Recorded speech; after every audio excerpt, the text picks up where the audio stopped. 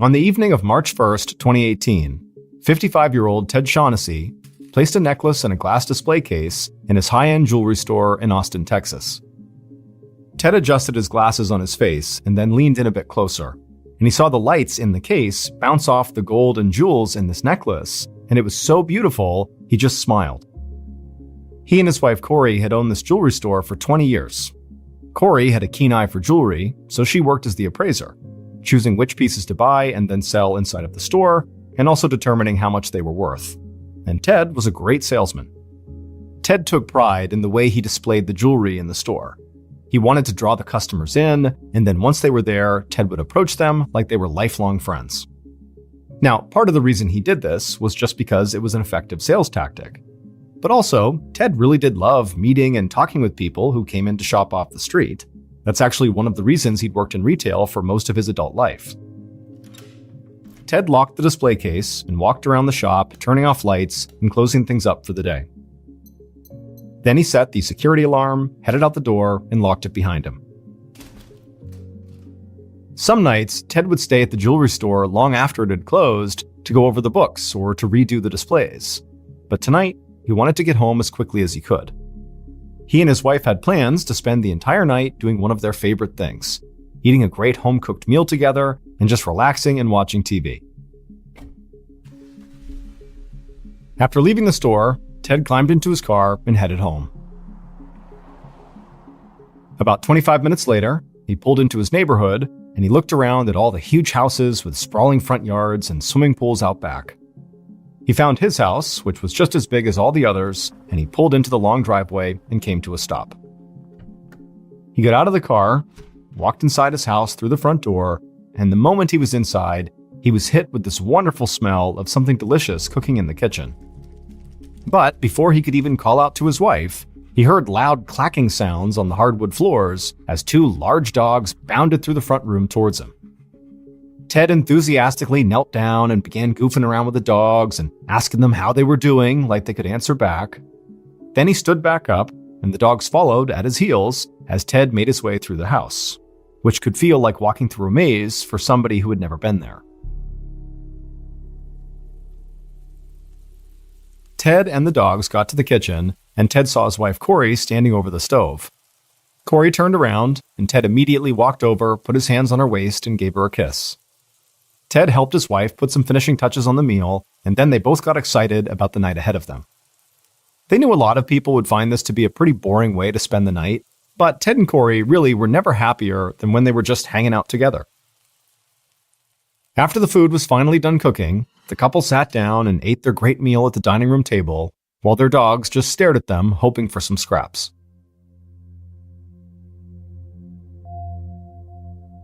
After they were all done eating, Ted cleared the table and took the dishes into the kitchen. One of the dogs, a Rottweiler named Bart, followed him every step of the way. After Ted rinsed off the dishes, he joined his wife on the couch in the front room. He draped his arm around her shoulder, and she leaned her head on his chest as they began to watch TV.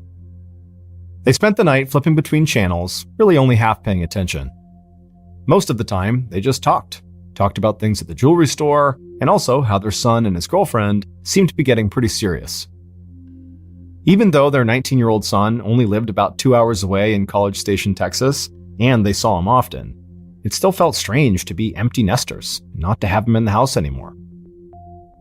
Before they knew it, they had spent hours just sitting there talking, and they'd both begun to feel tired.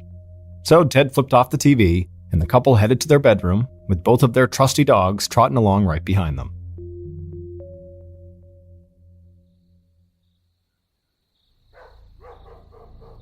A little before 4:45 a.m. on March 2nd, 2018, so several hours after Ted and Corey had gone to bed, they both suddenly woke up to the sound of their dogs barking in their room. Ted flipped on the light on his bedside table, and he and his wife looked over and saw their dogs barking away, standing right by the bedroom door. Ted tried to get them to calm down, but they just kept on barking over and over again. Ted could see his wife looked frightened, and he was feeling a bit freaked out too. The dogs were both really good guard dogs, and they usually only got agitated when they'd heard something. And so Ted slowly got out of bed, opened the drawer on the bedside table, and pulled out a .45 caliber handgun. He checked to make sure it was loaded, and then told his wife to stay in the room.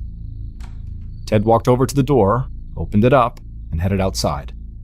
He made his way into the dark kitchen, and Bart the Rottweiler followed right behind.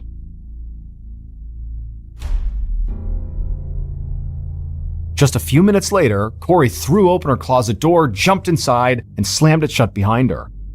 She crouched down in the corner, trying to make herself as small as possible, and as she sat there panting, out of breath, she clutched her phone in one hand, and in the other hand, she was holding a .357 caliber revolver. She dialed 911 on her phone and pressed it to her ear, and at the same time, she held the gun out in front of her, aimed at the closet door in case anybody approached her. She heard the sound of the emergency operator on the other line, and she said the police needed to get to her house right away.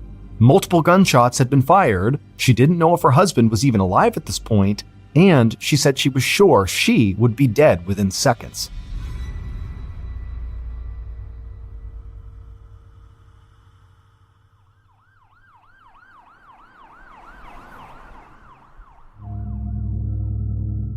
"15 minutes later, so just after 5 a.m., Travis County homicide detectives James Moore and Paul Salo headed up the long walkway toward Ted and Corey's front door.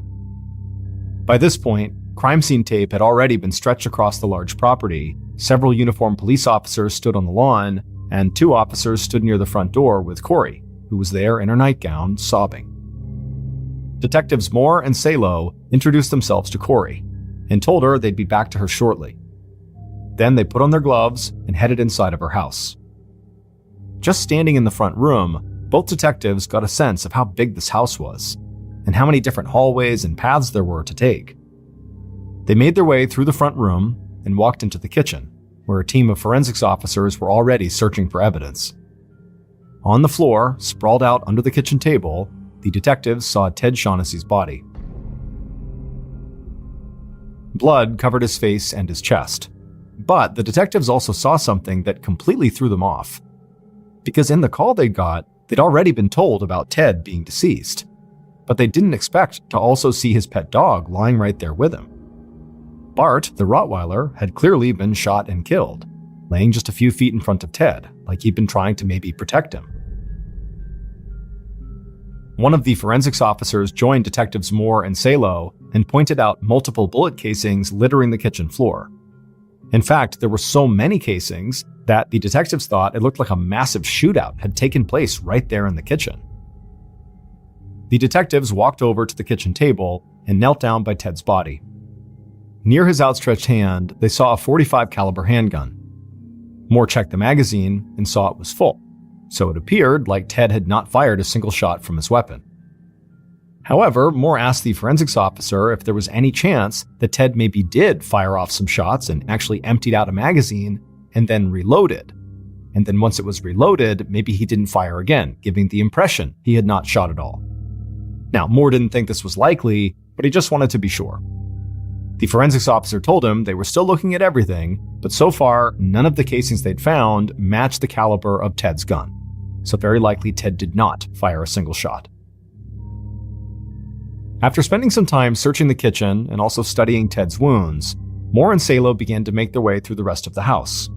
They found a home security system that was not armed, and they didn't find any evidence of forced entry at the front, back, or side doors.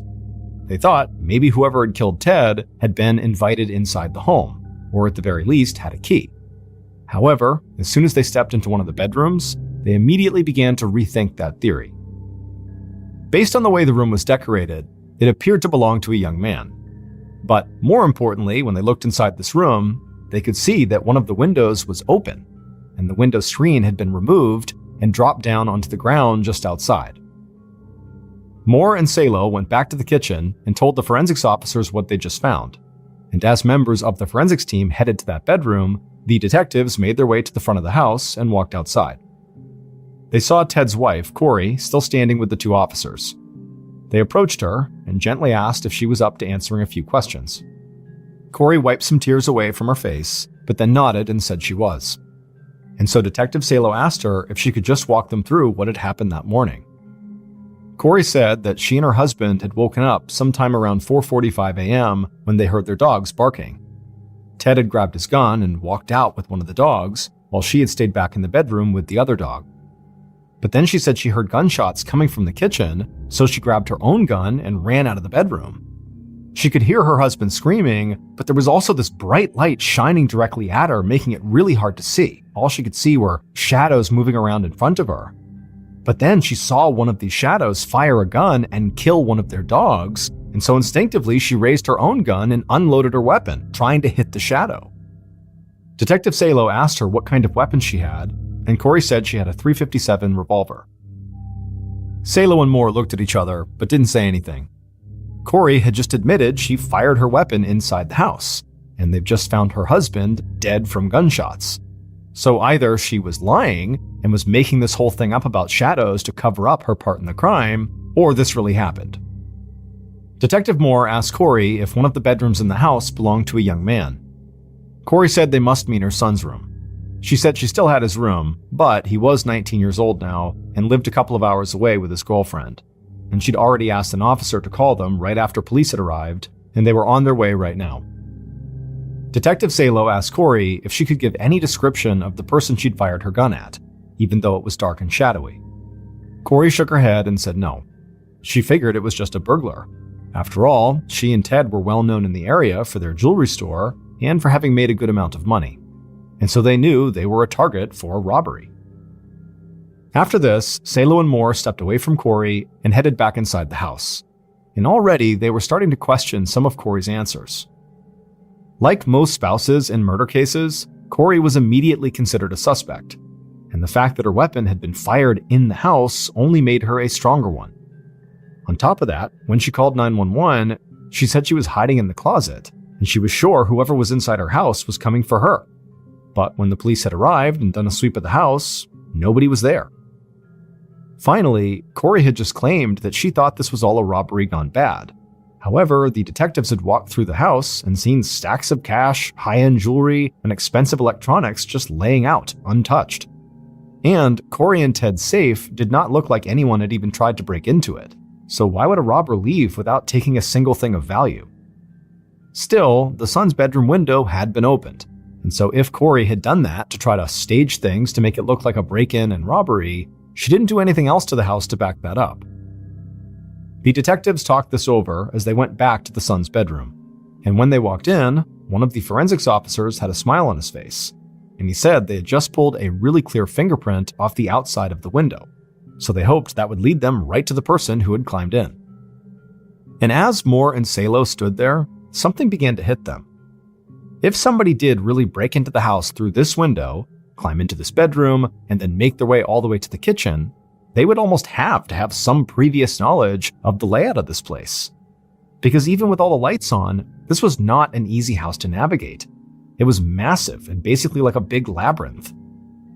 So now, the detectives felt almost convinced that even if Ted's wife was not involved, somebody who Ted knew and who had very likely been to this particular house many times must have been his killer.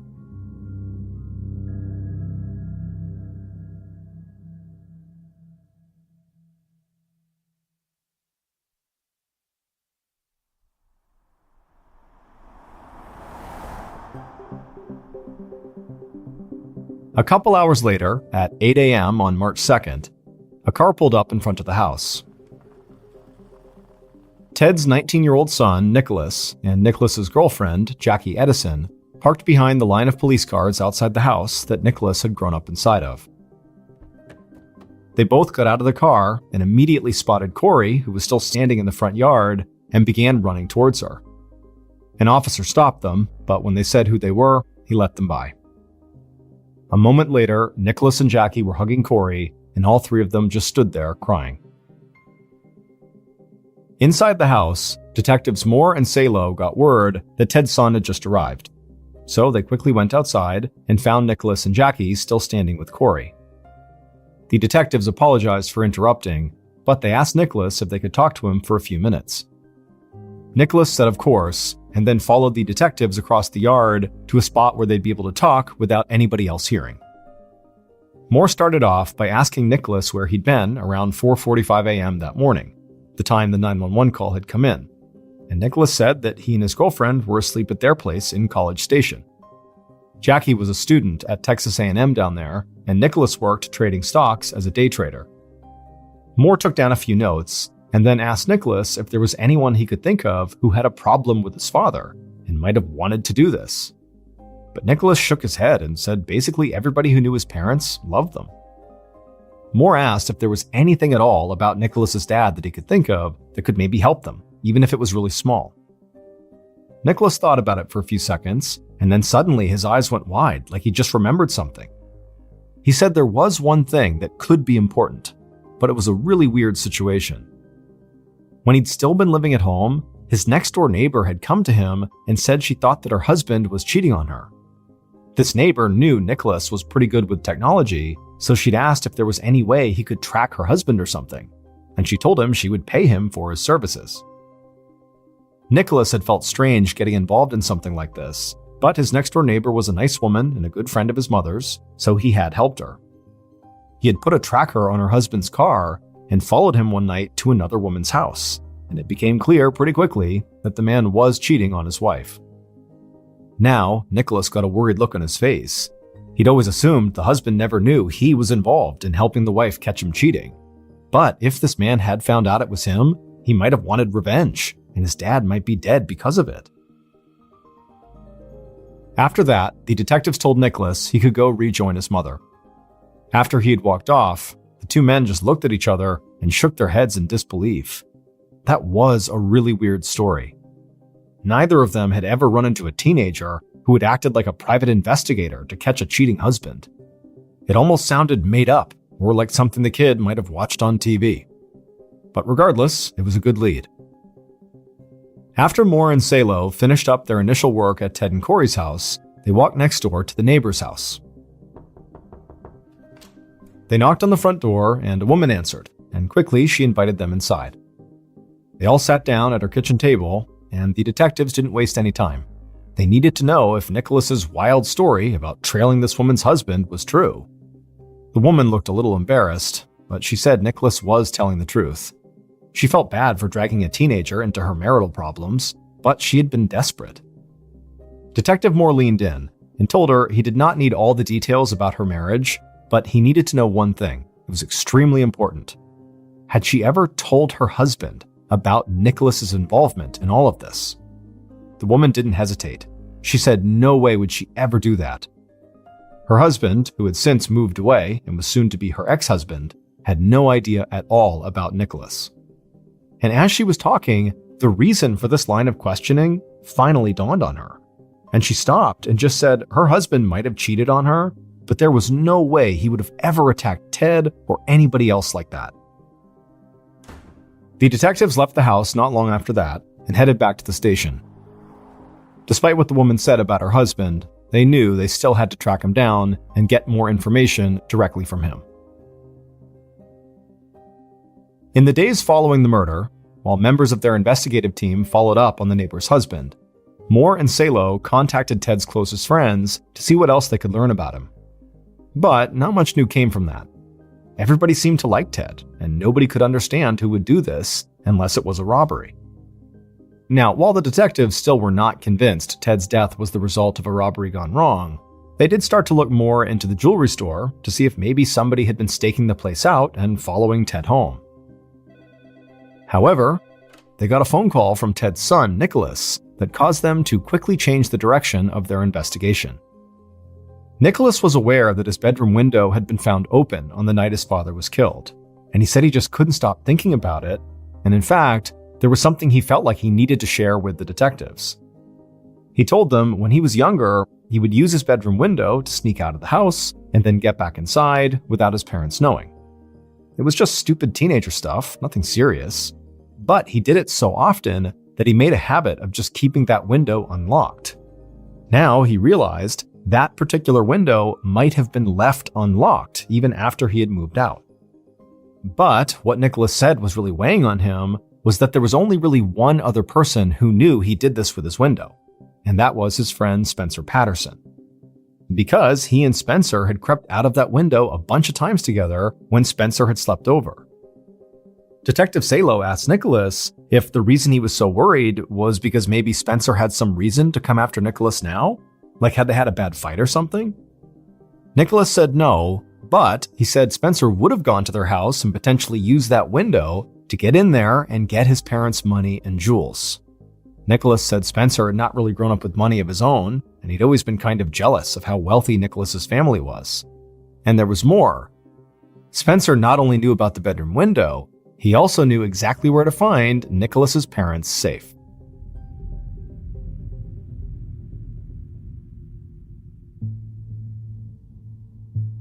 About a week after the murder, Detectives Salo and Moore sat together in an office, going over the notes they'd already put together.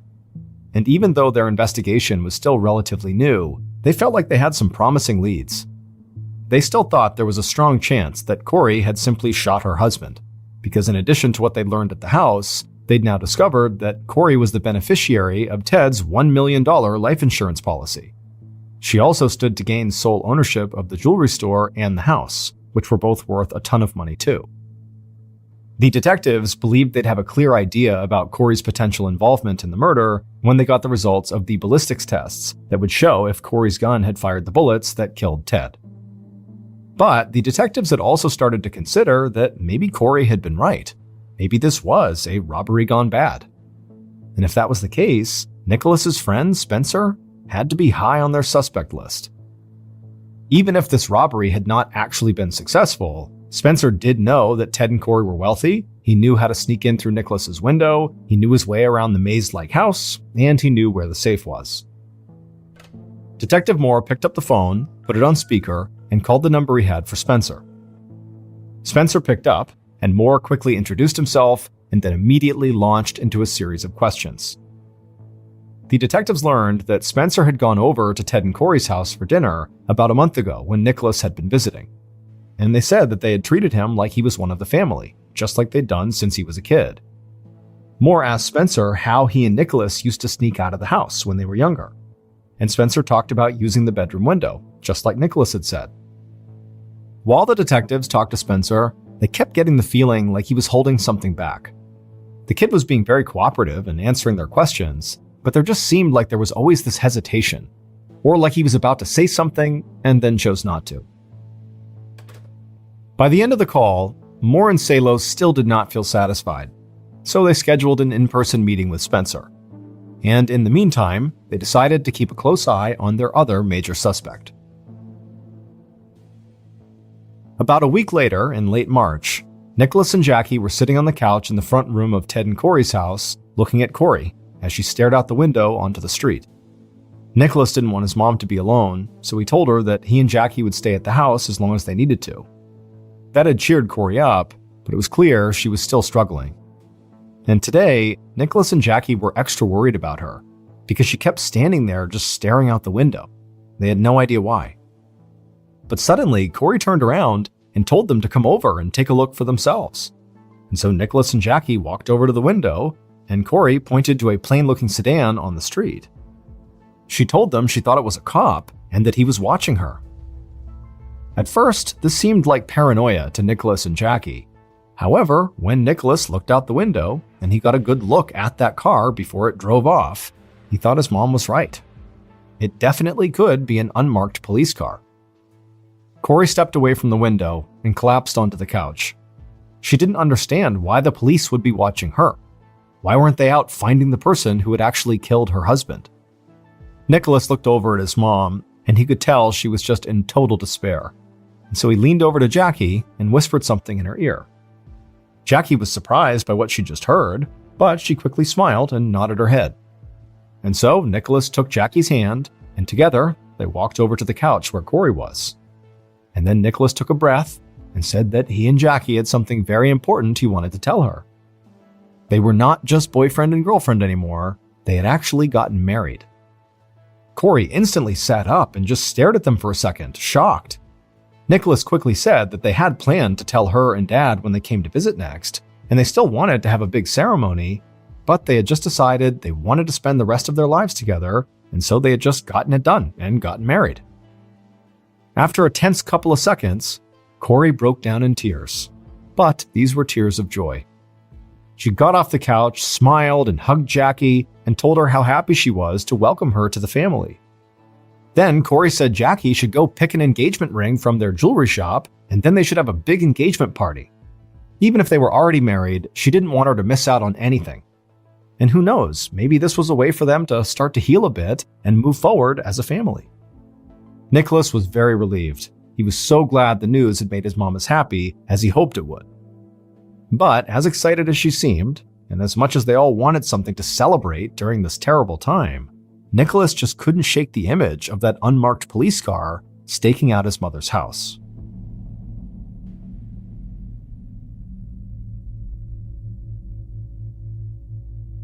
Over the following weeks, the investigative team continued to dig into the Shaughnessy's financial records, and they also did keep eyes on Corey's house. While that was going on, Detectives Moore and Salo met in person with Nicholas's friend Spencer. And somehow, being face-to-face with him made them feel even more like he was hiding something. And it was strange, because on the surface, Spencer seemed cooperative and like he wanted to help.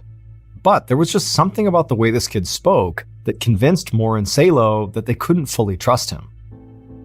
So, after meeting with Spencer at the station, the detectives secured warrants to search Spencer's house and his car. Now, the search of the house didn't turn up anything out of the ordinary. However, when they went through Spencer's car, they found a .380 caliber gun. Spencer had never mentioned having this gun, which seemed a little odd since he knew he was being investigated for a shooting. The detectives thought if he had wanted to clear himself, he wouldn't try to hide the fact that he owned a gun. And within days, this new piece of evidence looked a lot more damning, because when ballistics reports came back, they showed that some of the bullets fired at the crime scene came from a .357, which matched Corey's gun, and some of the others came from a .380, just like Spencer's. About a month after Ted's murder, Detectives Moore and Salo believed they had Ted's killer in their sights. They collected more financial records and cell phone data to try to tie up any loose ends, and then they brought Spencer into the station for one last interview. Spencer sat down at a small table across from Salo and Moore in a brightly lit, cramped room. He'd always seemed a bit nervous to the detectives, but today, he looked like he was carrying the weight of the world on his shoulders. But despite that, Moore and Salo didn't go on the attack. Spencer was young, and he was nervous and scared. So, Moore tried to put him at ease. He told him they thought they knew what happened on the morning Ted died. They just needed Spencer to help them fill in the blanks. And before Spencer could even begin to talk, the detectives confronted him with all the evidence they had in the case. And so they told him there really wasn't any point trying to hide anything anymore. After a very tense minute, Spencer looked across the table at the detectives and then told them everything he knew. Following that interview, it would take Moore and Salo several more weeks to nail everything down. But in May of 2018, 2 months after Ted's murder, they knew exactly what had happened and who had fired the shots that killed Ted Shaughnessy.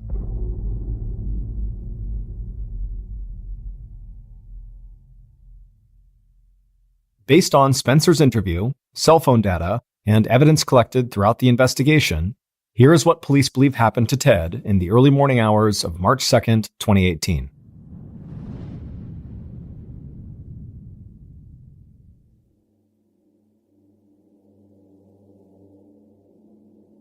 On that morning, the killers crept through the dark house, led only by the light shining from one of their phones. They each held a gun in their hands, and they tried to move as slowly and quietly as possible. But when they made it to the kitchen and turned towards the main bedroom, they heard dogs start barking. The killers froze, not sure what to do.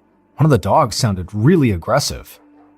The killer holding the phone shined the light towards the bedroom door, and right away they both saw something moving towards them. As the barking got louder and they heard footsteps and loud clacking on the wooden floors, suddenly the light illuminated the dog, and it was the Rottweiler Bart, bounding towards them, baring his teeth. One of the killers instinctively raised their gun and fired off a shot. The dog squealed and fell to the kitchen floor. Ted screamed and ran into the kitchen after the dog. He raised his gun, but before he could get a shot off, now both killers started firing. The sound of gunshots crashed through the house as bullets hit Ted in the back, the thigh, and the head. Ted collapsed to the floor under the kitchen table, dead. The killers began shouting at each other, starting to panic. This had not gone the way it was supposed to.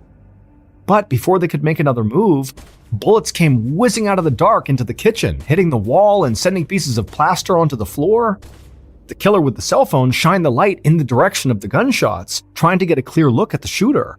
Their hands were shaking and they couldn't really aim well, but still the killers just held their guns and started firing wildly. And then finally, the shots stopped and the kitchen fell silent. One of the killers shouted that they needed to get out of there, so they ran out of the kitchen, into one of the bedrooms, and climbed out the open window. Outside, they ran as fast as they could through the darkness back to a car they'd parked down the street. They got in, and one of the killers hit the gas and floored it through the neighborhood while the other killer sat panicking in the passenger seat. They both knew they had screwed up, and now they were going to have to get in touch with the people who had hired them and tell them they'd only taken out one of the intended targets.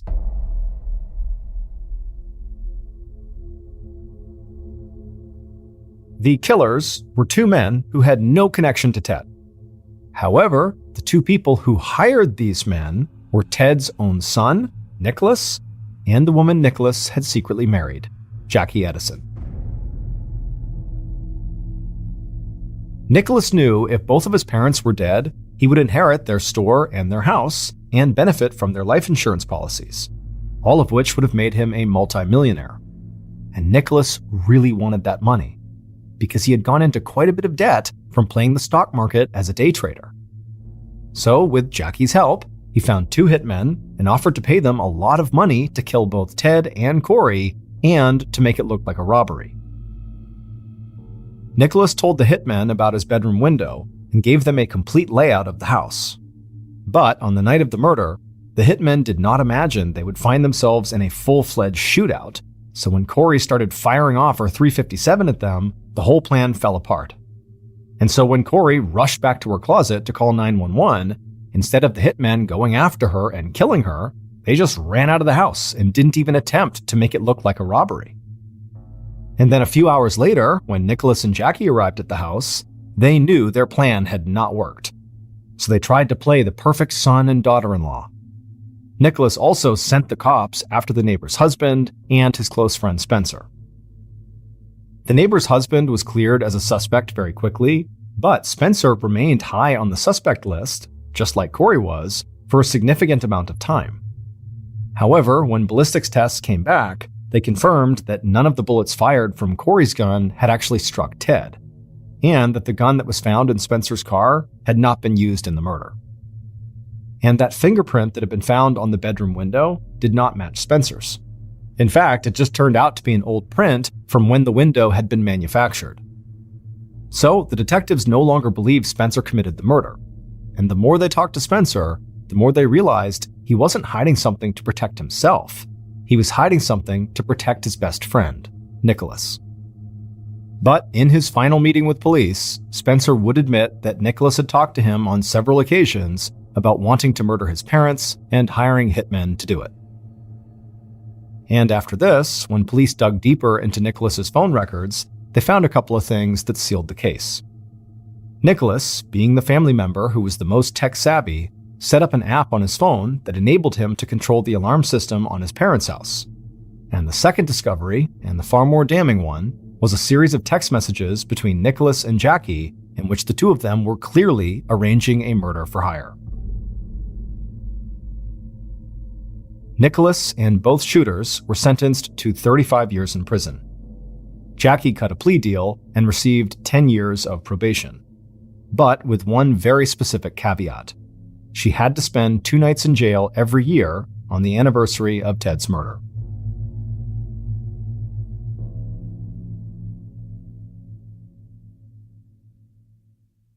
A quick note about our stories: they are all based on true events, but we sometimes use pseudonyms to protect the people involved, and some details are fictionalized for dramatic purposes. On a cold fall morning in 1999, 51-year-old Martin Henry walked across the linoleum flooring at the Glister Mary Lee popcorn plant in Jasper, Missouri.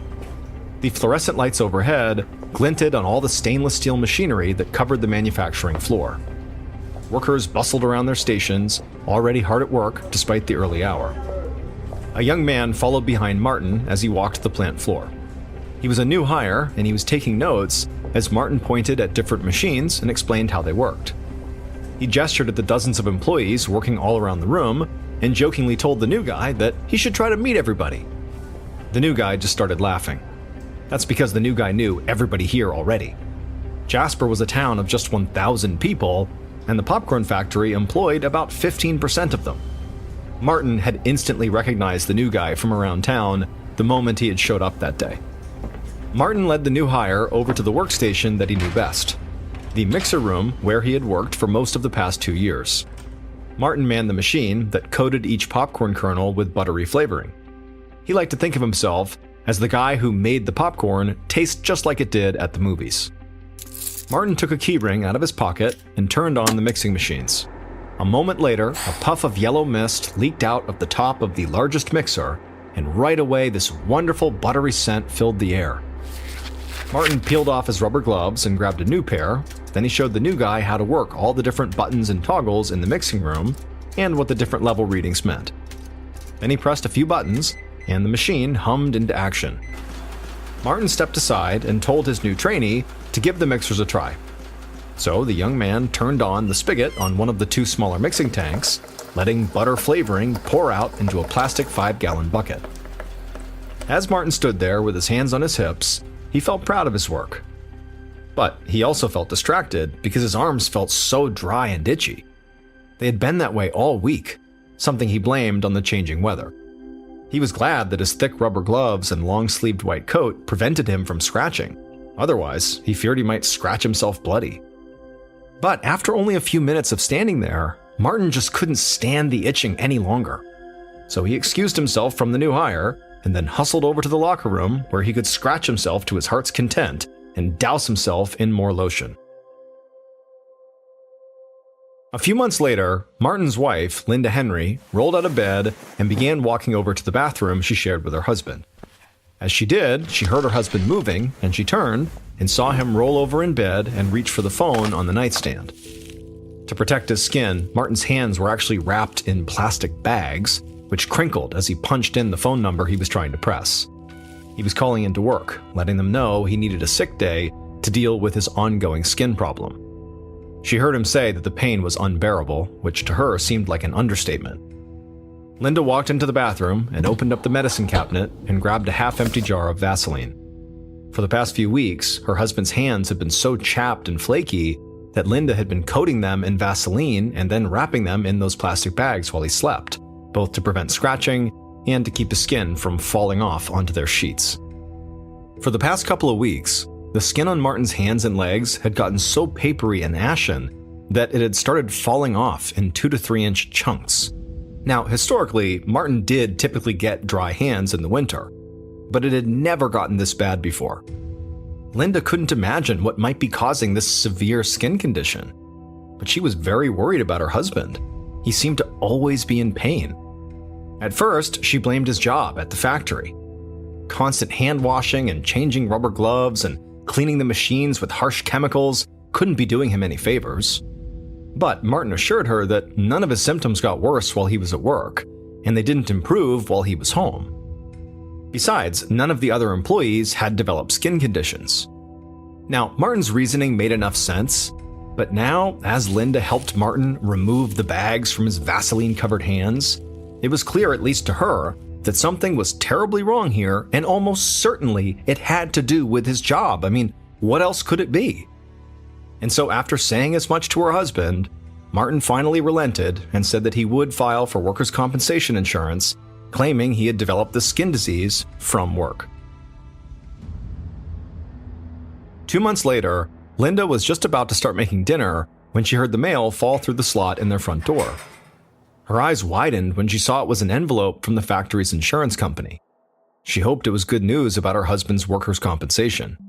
She carried the envelope into the living room where Martin was sitting back in his easy chair.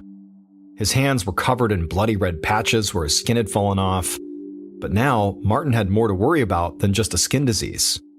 Over the past few weeks, Martin had also developed severe difficulty breathing, which really frightened Linda. He'd gone to the doctor, but the doctor said very likely his shortness of breath was unconnected to whatever was going on with his dry skin. The doctor said his breathing issue seemed like a standard case of bronchitis, or maybe he'd developed asthma. But none of the medicines the doctor prescribed for these conditions had helped Martin's breathing. And so Martin spent most days coughing and wheezing and sometimes even gasping for air. He could barely get up the stairs to their bedroom at night. The recliner was the only place he felt somewhat comfortable. When Linda entered the room, she could see her husband was asleep in the chair. She could hear his soft wheezing. But she felt like this envelope was worth waking him up for. They really needed some good news, and this could be it. So she walked over and tapped gently on her husband's shoulder, and he opened his eyes and immediately just began hacking and coughing, as always. Linda handed him the letter, and when he saw what it was, his eyes went wide. He was eager to see what it would say. By this point, because of Martin's medical issues, he basically didn't leave the house anymore, and he hadn't gone back to work ever since that day he called in sick 2 months earlier. And he and his wife were just at a loss. They couldn't understand how Martin, a seemingly healthy 51-year-old man, could become this sick so quickly. And out of the two of them, Linda was also very convinced that whatever was going on with him really did have to do with his job. It had to be the cause. Also, by now, rumors were starting to spread that other workers at the factory had also become ill. Although they didn't seem as bad off as Martin, their symptoms were similar: wheezing cough, trouble breathing, and this horrible skin rash. And so as Linda watched her now very frail husband open up this envelope, causing bits of his skin to flake off and fall to the carpet, she hoped the other men from the factory would also apply for workers' compensation too, because clearly something was terribly wrong at that factory. Linda watched Martin take the sheet of paper out of the envelope and read it over. Then Martin cursed and told her bitterly that his workers' compensation claim had been denied. The company's doctor had evaluated Martin before his breathing problems started, and so the only thing he had been evaluated for was his skin condition. And there wasn't enough evidence to prove his dry, flaking skin was caused by conditions at the factory. And so if Martin and Linda were going to get some financial help, it would have to come from somewhere else.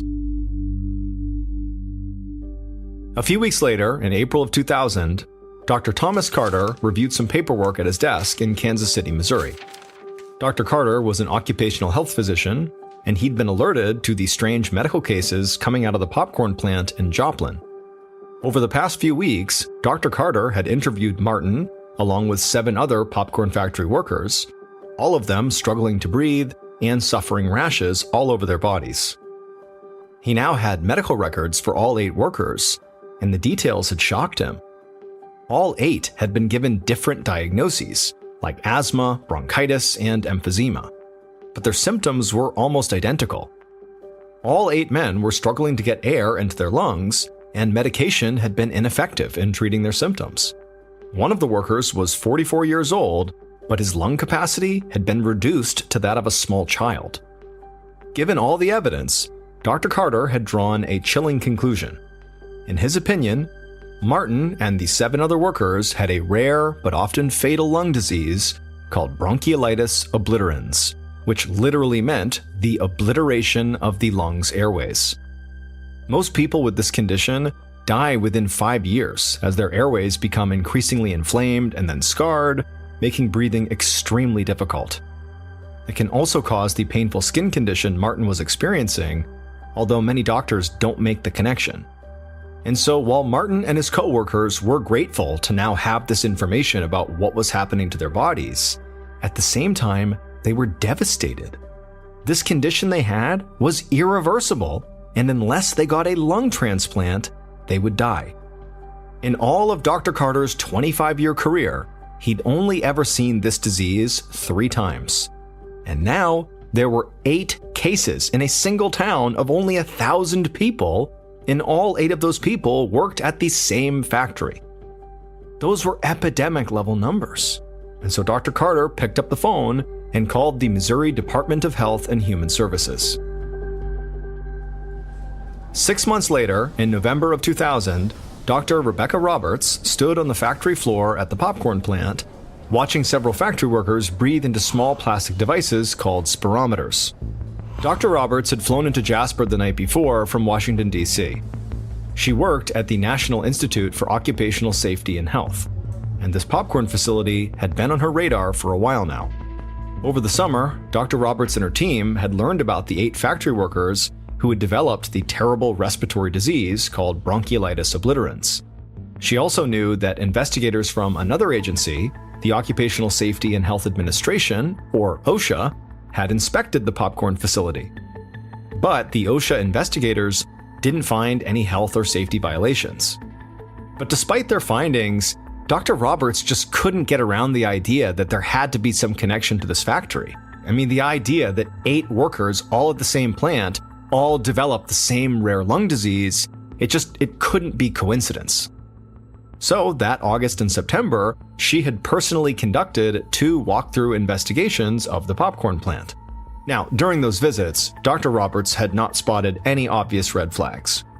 But she still was not convinced that this factory was safe. So she had decided to return to the factory one more time, and this time she brought a medical team to do a more detailed survey. Today, her team was interviewing workers at the factory and using these spirometers to measure their breathing. While Dr. Roberts' team talked to workers on the main factory floor, she turned her attention to the mixing room, where Martin once worked. There was only one man in the mixing room, moving buckets of butter flavoring from one vat to another. When Dr. Roberts introduced herself, he shook her hand and said that his name was Simon. Then he began to cough into the crook of his elbow, and as he did, he kind of shook his head, cursing under his breath. Dr. Roberts asked him if he was coming down with something. Simon told her he'd had a cough for a while now. He laughed and said it actually helped him fit in, because pretty much everybody who worked in the mixing and packaging rooms had asthma or bronchitis or something like that, and so everybody was coughing all the time. After this short conversation, Dr. Roberts climbed up a nearby metal staircase to the mezzanine, which looked out over the mixing room. There were a few men working there, and she quickly waved them over. A tall guy with a hairnet came over first, and Dr. Roberts asked him if he had breathing problems too. The man nodded and said the doctors diagnosed him with asthma. He said he'd developed it over the past year, but for whatever reason, asthma medications did not seem to help at all. By the time Dr. Roberts left the factory an hour later, she had no doubt that there had to be a serious health problem at the Glister Mary Lee popcorn plant, and that it very likely started in the mixing room. But she still could not pinpoint exactly what the problem was. So she decided that investigators would need to visit the factory one more time. And this time, they'd take samples of everything. The popcorn, the flavoring mixtures, the cleaning products, and any hint of dust or mold. Whatever was in there making these workers sick, she was determined to find it. A few weeks later, inside of a lab, Dr. Roberts, along with 2 lab researchers, stared into a big plastic rodent cage full of rats that they were using in an experiment. Dr. Roberts and her team had tested all the samples they had collected from the popcorn plant. They'd identified 100 different potentially toxic compounds in those samples, but none of them seemed to be what was making people sick. Dr. Roberts had been very frustrated, but she did have one more idea. There was one more chemical that she wanted to test on the rats. This chemical was normally considered to be safe to eat, but there had been very little research done on what would happen if someone inhaled it. And sure enough, after the rats breathed in a large amount of the chemical, their breathing became shallow and labored. Later, when examined under a microscope, their lungs were revealed to be inflamed and scarred, just like human victims of bronchiolitis obliterans. Dr. Roberts finally had her answer. This seemingly innocent chemical was causing the disease plaguing Martin and the other workers. The tests that Dr. Roberts and her team did proved that it was the delicious-smelling butter-flavoring mixture that was making the workers sick. Specifically, a chemical in the mixture called diacetyl. Diacetyl is a naturally occurring substance found in things like beer, butter, cheese, and coffee, and it can be used as artificial flavoring. No one suspected diacetyl because the Food and Drug Administration, or FDA, had already determined it was safe to eat. But Dr. Roberts realized the FDA never tested whether diacetyl was safe to breathe, and it definitely was not. and the factory where Martin worked was using 3 times the diacetyl found in most butter flavorings at other factories. The deadly fumes wreaked havoc on employees' skin and lungs, creating irreversible damage. But Martin and his coworkers were not the only popcorn factory workers in danger. In October of 2001, there were 140 popcorn plants in the United States, and they were all using this butter mixture with dangerous levels of diacetyl. Even worse, there were thousands of other businesses that either made or used butter flavoring with diacetyl. That meant thousands of workers nationwide were at risk of developing what came to be called popcorn lung disease. In December of 2003, the National Institute for Occupational Safety and Health issued warnings to more than 4,000 businesses that either made or used this butter flavoring. In response, 80% of American popcorn makers stopped using diacetyl in their butter flavoring and switched to something else. Now, this made current and future workers much safer, but this did nothing to curb the damage that had already been done by the diacetyl poisoning. One of the workers at Martin's factory was awarded $20 million for the damage to his health, and part of that settlement was intended to go to the factory's other victims, including Martin Henry. However, the comfort from that settlement would be short-lived, because Martin would die on May 22, 2010. He was only 62 years old.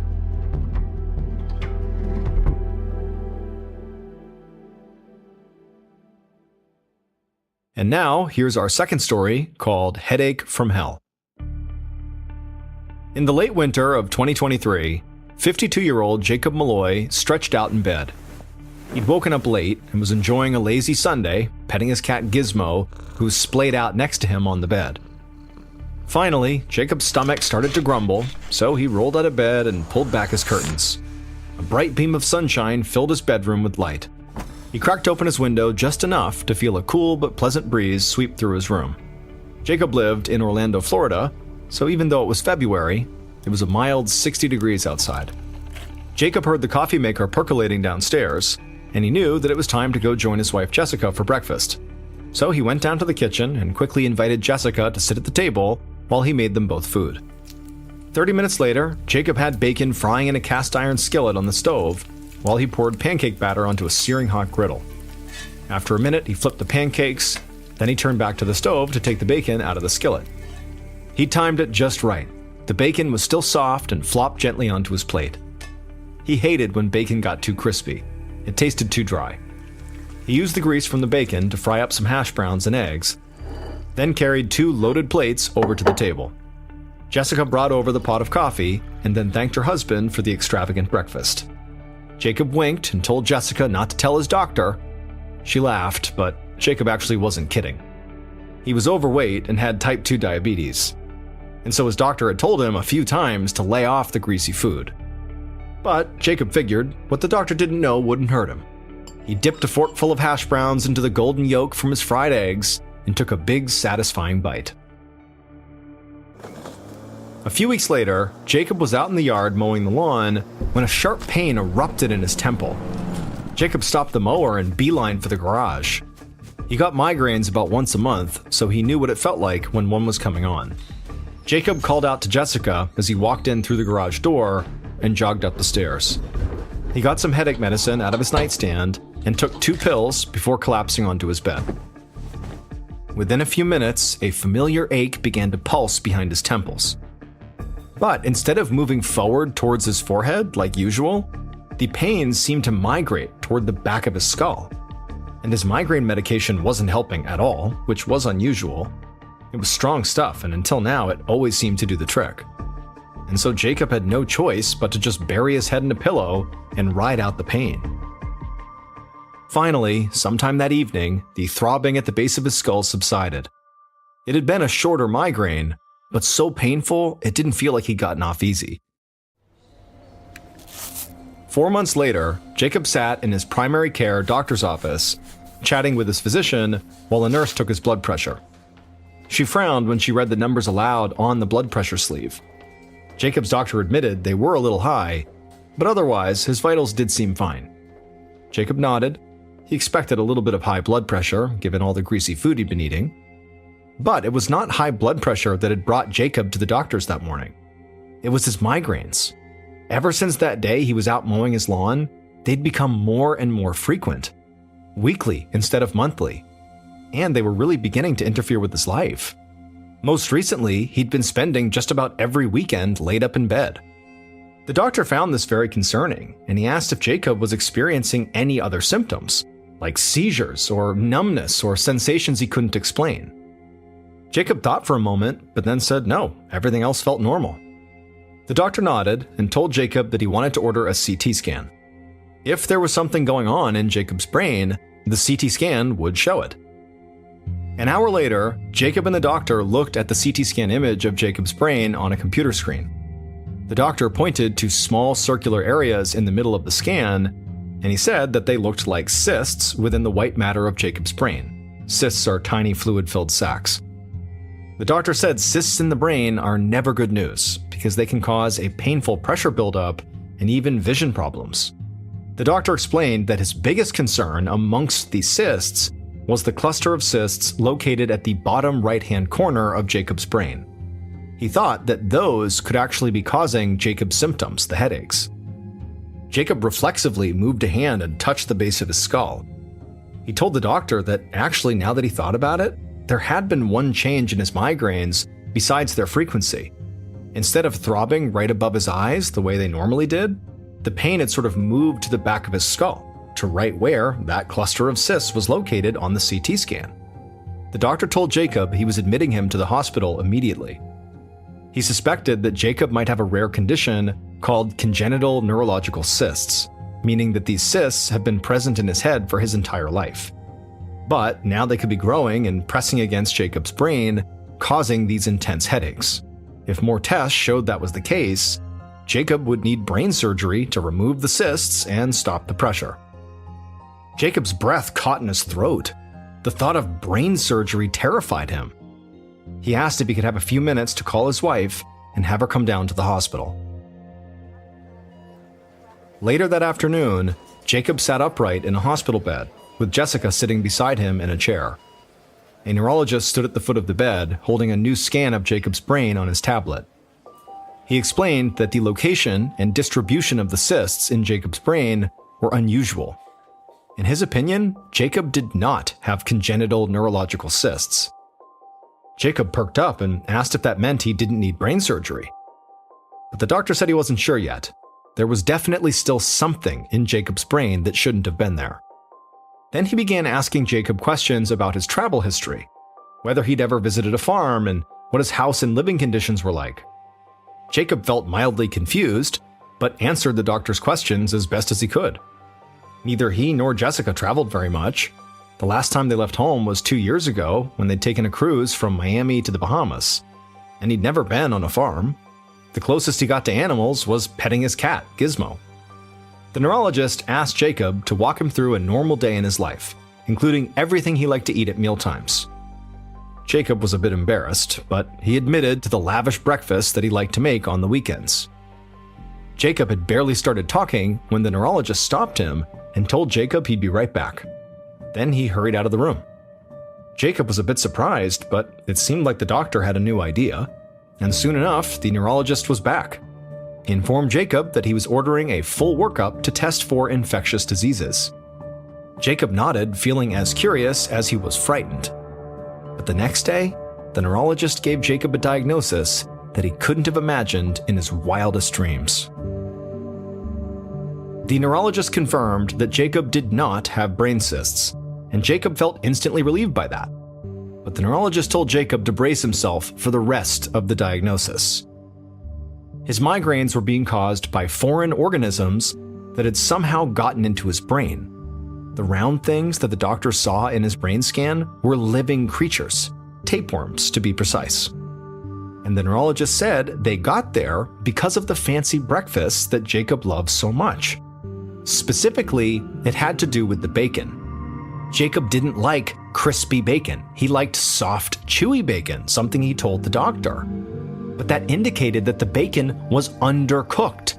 And so the theory was, at some point, some of that undercooked bacon must have been infected with tapeworm larvae, and then those larvae were not killed in the frying pan. Had it been cooked long enough, they would have been. But even so, the neurologist explained that the tapeworms would never have reached Jacob's brain if not for a second problem. The neurologist said that the tapeworm can only infect the brain when someone touches the feces that contain the tapeworm larva. The neurologist suspected that after Jacob ate the tapeworm larva from the undercooked bacon, and then had a bowel movement containing the tapeworm larva, he must not have washed his hands properly and then touched his nose or mouth. After that, the larva made its way to Jacob's brain. Thankfully, the problem was treatable. The neurologist put Jacob on a 2-week regimen of antiparasitic and anti-inflammatory medications, which killed the tapeworms in his brain. Once the tapeworms were gone, his migraines improved.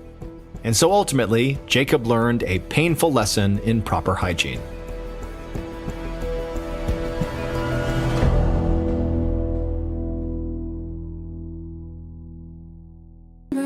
At the top of a tree sat, baby, you and me, happy as can be. I looked down at you, you were a tiny baby, oh.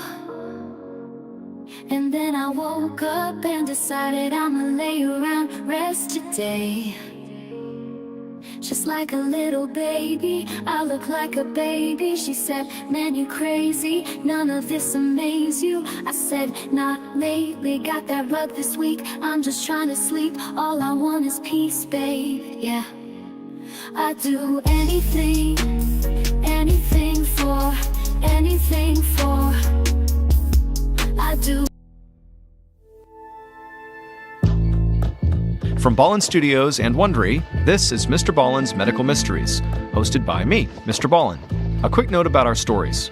They are all inspired by true events, but we do sometimes use pseudonyms to protect the people involved, and also some details are fictionalized for dramatic purposes. And a reminder, the content in this episode is not intended to be a substitute for professional medical advice, diagnosis, or treatment. This episode was written by Aaron Lan.